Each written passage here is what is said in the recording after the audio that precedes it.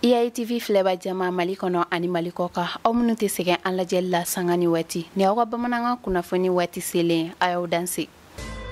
Jamana kɔnɔ kibaruyaw Mali état-major ka kunnafoniya minnu bilala kunu tɛnɛ utu kalo tile 5 san 2024 a yirala k'a fɔ Mali sanfɛ kɛlɛcɛw ye gosili dɔ kɛ banbaciwale maaw kan ni sebaya ye Kidali kɔrɔyan fan fɛ u ka lakana yaala dɔ senfɛ. Jamana kokanko kibaruyaw Burkina Faso kunu tɛnɛ utu kalo tile 5 san 2024 Burkina jamana ye u ka san 64 yɛlɛma hɔrɔnya tali la yɛlɛmayani kɛ ka kɛɲɛ ni gɛlɛyaw waati ye ni o dɔw ye banbaciwale kɛlɛliw ye.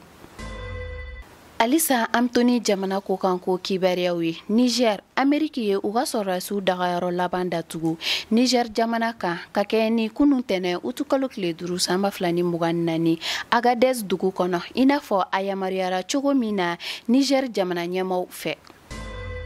Kunnafoni kuncɛla Bangladesh jamanadenw ka murutili taama kɔfɛ u ka minisiri ɲɛma Sheikh Hasina y'a yira k'a fɔ a ye baara bila kunu tɛnɛ utu kalo tile 5 san 2024 hakilina jiginna ka kɔn ni waleya in ɲɛ kunu maa 94 bɔnɛna u ni na jamanadenw ka ni murutili taama in senfɛ.